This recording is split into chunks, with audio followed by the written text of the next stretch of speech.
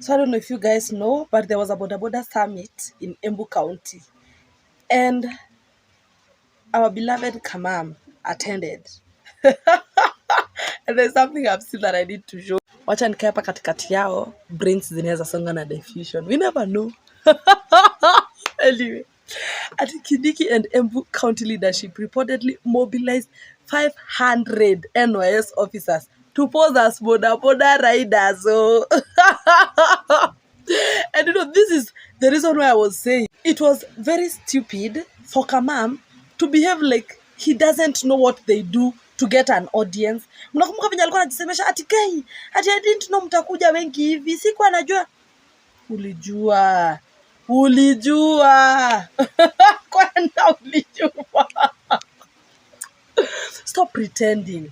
We all know what you do to secure an audience. We know. And we know. So stop pretending.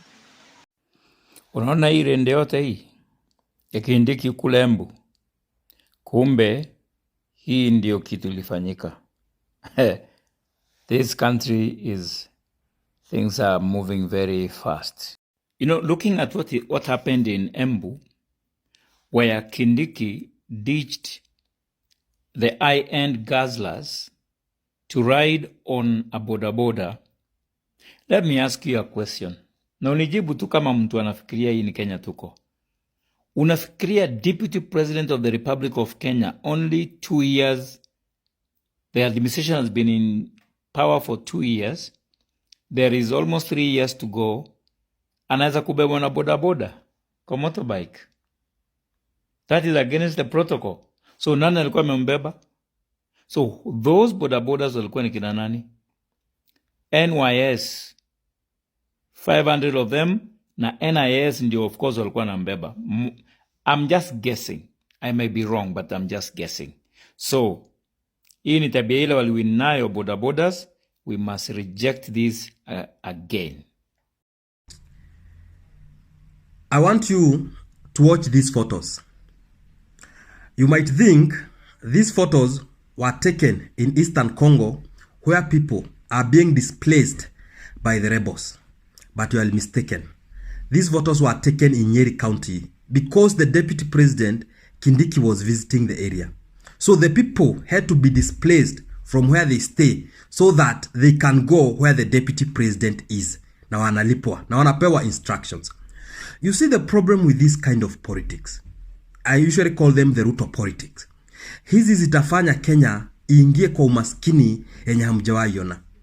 And the reason is this: if you are the president and you have been 2 years in office, enda mahali hata kama you are deputy president, ongea na watu hata kama utaongea na watu wawili, just talk to them. But hii pesa yani kuzungushana na watu, atukienda Western unalipa watu juu wanajaa uwanja, atu watu wanapanga laini kupoa 500. In the process, muna end up in an area using over 500 million. 500 million pesa zingetengeneza madarasa za hii grade 9 wazazi wanatengeneza matope, ni zingetengeneza mashule maybe Turkana County and so on and so forth. And that is only one region. Mukisema ni kwenda other regions, my friend, it is the same thing happen. This kind of politics, my friend, for Kenya to go forward, they must end kabisa.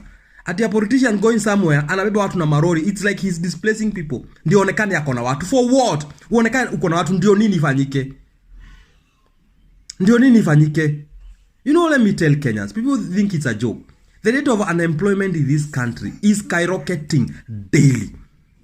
The rate of poverty level in this country inaenda juu daily. My friend, wacha US watoke kwa WHO and walikuwa na fund almost our health sector. Uone mashida yenye Kenya tutakuwa nayo. Because it's like our politicians are, mimi sijui kama ni kurogo ama ni nini. Kindiki, you are a professor. Why unakubali kuingia hizi route of politics? Uende watu wabebako na marori ati wakuja you are ready. Just go to an area. If people don't want to listen to you, it's okay. Talk to 2 people and go. That is now what's called leadership. Lakini hizi kwenda kubeba watu na marori, uende unaambia tusimpige makofi melipo 500 for what? But that is the curse of Africa. Kama watu hawapigani mstuni kama Eastern Congo rebels, kwingine politicians ndio wanawabebea akili. It's very anyway. if people have chosen that kind of politics, it's okay. Yeah. And I usually tell people, even if you want to go for another 20 years, see, we are very okay. Vitu za wamama siingiliangi. Kamam na washenzi wenzake wawili wanaenda kulaunch choo latrine. Kazi ya sub chief, kazi ya mzee wa mtaa, kazi ya chief inafanywa na deputy president, na kibwagizo ni kazi za wamama, vitu za wamama usiingilie. Have a beautiful Saturday evening. Yeah. Haki Mungu nisaidie, nacheka sana. Jehova. Kindiki anafungua choo on Tuesday. Murang'a. Good morning, guys. Yeah, this is another beautiful weekend. Let me read for you some chai here about Kithure Kindiki. Listen. Kithure Kindiki, 1. Kithure Kindiki continues to face mounting pressure to tour every part of Mount Kenya, a demand that is not emanating from the president himself, but rather from junior staff within the president's circle, right? 2. Yesterday, after the Olesos Technical Institute graduation ceremony, Kindiki was set to address a gathering at Olesos Center in Nandi County. However, he was abruptly called by the president's right-hand man to rush to Nyeri for a rally, a plan that had been only made the previous Tuesday evening. Despite the rally not having any development project to launch or commission, each attendee was given Kenya shillings 1,000 to attend and cheer for Kindiki. Aliambiwa hivi, wachana na kura za wakale, sisi tutapambana na hiyo. Wewe enda kwenu utafute kura. Sisi tuko na strategy ya kupata kura za wakale. 3. Today morning, President's men received intel that Rigathi Gachagua will be in Murang'a tomorrow, prompting Kithure Kindiki to be instructed to head there on Tuesday. However, there are no official projects scheduled for launch or commissioning during Kindiki's visit. In response, Betty Maina and Sabina Chege have been tasked with organizing some form of event, even if it's something small, as long as there is a crowd for Kindiki to address. Additionally, each attendee will be given how much? 1,000 to attend and cheer Kindiki. 4. Maragua MP Mary Wamaoa Waithera has declined an invitation to join Kithure Kindiki during his upcoming tour of Murang'a.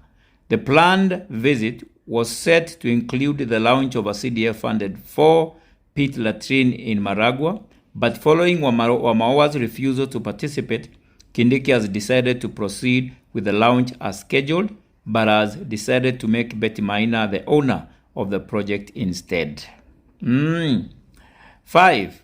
Both Murang'a governor and senator have yet to confirm their attendance, while bombshell intelligence desk kutoka kwa Koleta, they are picking up reports Senator Nyuto has vowed never to work with Ruto or anyone associated with him, including Kithure Kindiki. On the other hand, Irungu Kang'ata is said to be focused on planning the impeachment of the Murang'a County Assembly Speaker and Clerk.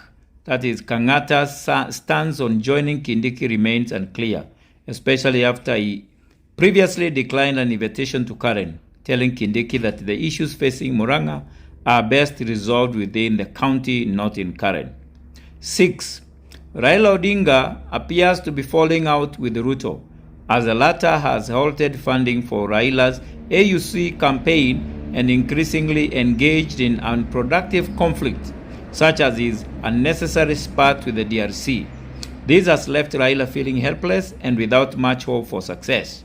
Raila has instructed his ODM cabinet secretaries and right-hand men to cease their campaigns and refrain from offering praise to Ruto, as Ruto is no longer supporting his AU bid. The change in tone is evident with figures like Joho, Junet, and Badi noticeably absent from the public discourse, no longer vocal in their support for Ruto's government. I've gotten this from Coletta Lunda, the Bombshell Intelligence Desk, BID. Now, guys, that is what is happening in our country. Have a good weekend. Kindiki yao Embu, munaanza kutumia akili kama kisiagi. What is wrong with people from Embu? Reflect. Na mkate both. How cheap did we get? For a deputy president who was appointed, not even elected. For Kenya to change, Kenya is not going to be changed by leaders. Kenya is going to be changed by entrepreneurs, economically speaking. The leader can only do policies. After policies, when I do a good policy about agriculture, I cannot go and do agriculture as a leader. I am doing it for the people. When we are doing policies around finance, around tech, it is not me as a leader who should benefit. The benefit is for the people. We must make this attractive. As leaders, our goal must not be to win an election. Our goal must be how to govern. And how to govern is from an MCA seat to any other seat, because it is through out of that decision making that governance helps. Winning an election is easy. You can do good speeches, you can promise anything. We must be focused on starting on what would change our countries and then domicile our ideologies. Hi Kenyans, mi sina maneno mingi. All I want to say is Ruto must go, like yesterday. Bye. You like me, why them a fight me, You like me, chewing a bone, a bite it. You like me, chewing a bite it. Don't like, power and you. When you touch them, even if we put them. When you touch them, you find out touch them. When you touch them, what you want to soak them. In fan, my messenger, bust them.